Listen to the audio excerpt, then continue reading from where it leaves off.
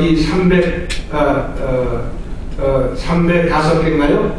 거기에 대해서 한 300여회에 거쳐서 이 특강을 했습니다. 그래서 특강 강사들을 한 100명 가까이 우리가 참 이렇게 확보를 해가지고 이 안에서 하겠소하고 교육청에다가 했더니 교육청에서 이 사람들이 어떻게 하느냐면은 이 교육 현장에 학교에서 저항이 있을 가능성이 있기 때문에 이거 좀 희석을 시켜야 된다. 그래가지고 여기다가 거의 동수의 다른 특강 강사들을 합쳤습니다. 그 특강 강사들은 학교 순결 교육은 뭐냐, 담배를 피우면 왜 나쁘냐, 뭐 이런 걸 가지고 아주 일반적인 교양 강좌를 하는 강사들이. 그래놓고 지금 작년 300여회 실시된 그 특강 내용을 보면은 현대사 특강은 100회가 안 됩니다. 나머지 200여회는 그 사람들이 했어요. 이게 무슨 이 현대사 특강인가. 이런 것을 관리들이 이렇게 하는 거예요. 이것을 아무리 교과나 청와대를 상대로 해서 이것을 안 된다는 얘기를 해도 통하지 않아요. 청와대 교육수석실을 통할 수가 없어요.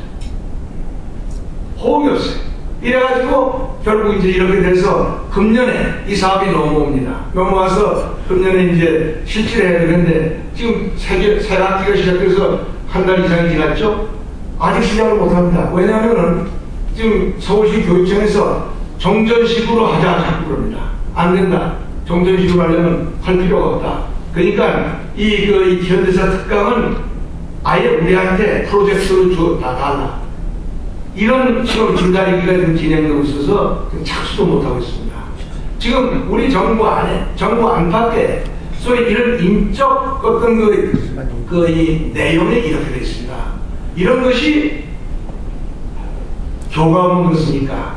제일 중요한 게 문화계와 TV 방송 이런 매체들이 됩니다. 지금 그동안 이제 아주 그나마 간신히 어떻게 해서 KBS 사장을 바꿔놓고 KBS의 프로그램이 많이 달라졌다라고 하는 일부 우리가 얘기 듣습니다. 그러나 제가 보기엔 KBS를 포함해서 달라진 게 크게 없어요. 여전히 매체, 우리의 이 모든 매체는 좌파들의 수중에 있습니다. 지금 KBS를 포함해서 방송의 토론, 대담 프로를 보십시오. 여전히 모든 대담 프로는 좌파 세력이 손에 들고 있습니다. 이래가지고 끊임없이 우리 사회를 갈등과 혼선을 지금 조사하고 있어요. 여기에 대해서 속수무책이라고 하죠. 정부가 속수무책이에요. 속수무책인 이유는 여러 가지로 있죠. 가령 제도의 탓도 있고 여러 가지 있죠. 그러나 저는 그렇게 생각 안 합니다. 정치라는 것이 뭡니까?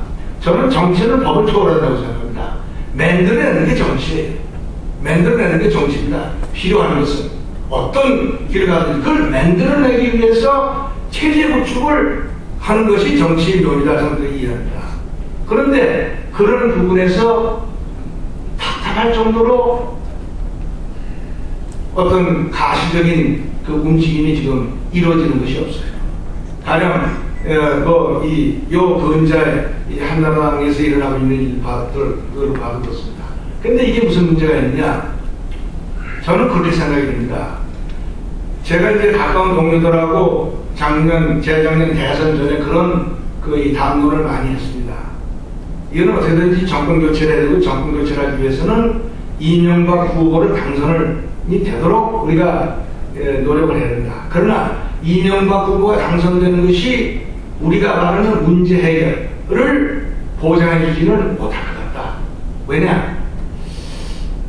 이명박 후보 그분의 소위 이런 이념적인 어떤 정체성이라든가 또 이런 정치적인 신념이라든가 하는 것이 좀 우리를 안심시킬 수 있을 정도로 분명치가 않을 것 같다. 그러나 그보다도 더 중요한 것은 한나라당 안의 인적 구성이다.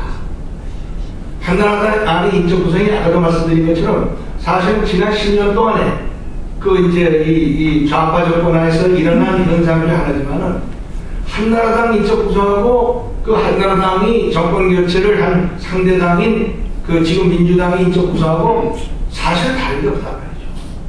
그렇기 때문에 이분들이 생각하는 것은 뭐냐? 우리 국가와 이런 이 나라의 장래 문제와 관련해서 이념과 정치 철학 이런 것의 중요성보다는 표를 중요시한다. 이 표를 중시하는 것을 이 사람들은 뭐라고 표현하냐? 실용주의라고 표현한다. 표 있는 곳으로 어디든지 간다. 표 있는 곳을 가기 위해서 어떤 현상이 벌어지느냐?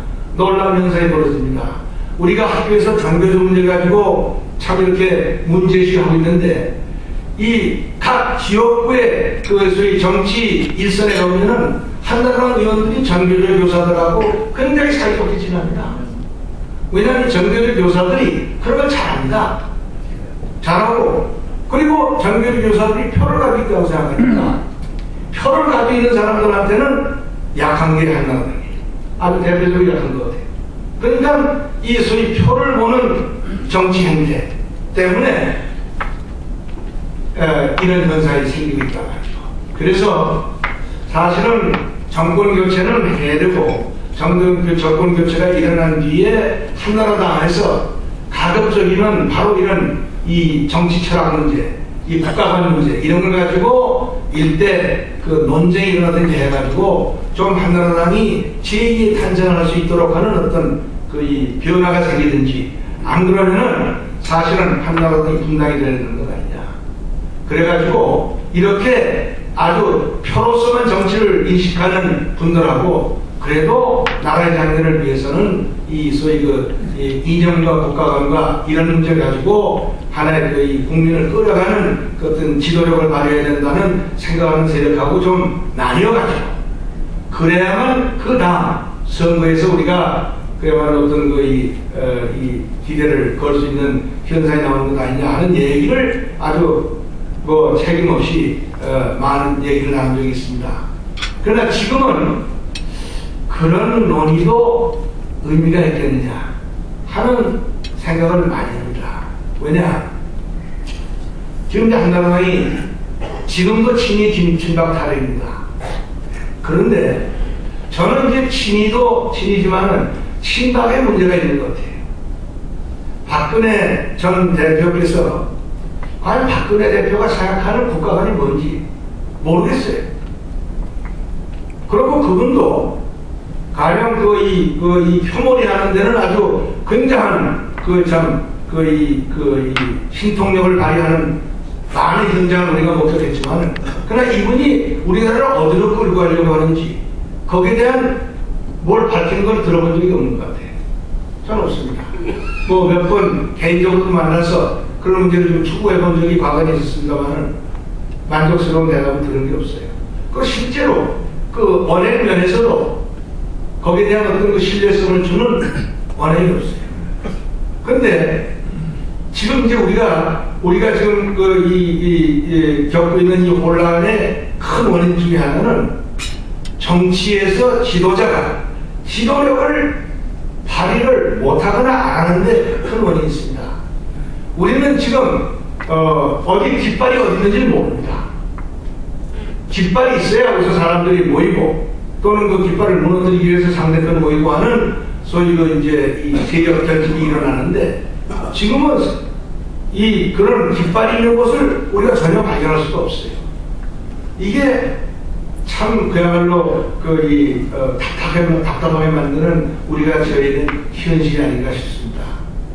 그래서 이런 상황에서 우리가 어디에서 어떤 시원한 어떤 화두를 끌어낼 수 있느냐 잘 모르겠습니다. 오늘 제가 지금 오늘 이 말씀을 이렇게 나누는 기회를 우리 말씀하셨을 때 예 하겠습니다 대답을 왜 했는지 저 자신 상당히 당혹감을 느낄 정도로 사실 혼돈에 빠져 있습니다. 뭐 아마 여러 선생님들은 더 하시겠죠. 그러나 그런 혼돈을 느끼는 심정에 대해서 시원한 대답은 참 해드리기가 어려운 그런 그 상황이 아닌가 그런 생각이 듭니다. 다만 저는 이런 생각을 합니다. 지금 사실 우리 대통령께서 또 우리 정부가 결심을 하면은 자세를 잡으면은 굉장히 좋은 기회가 열리고 있습니다. 예컨대요. 그 말씀은 간단히 좀 한두 가지 좀 더 드리겠습니다. 개성공단 문제를 가지고 지금 대북 정책과 남북 관계가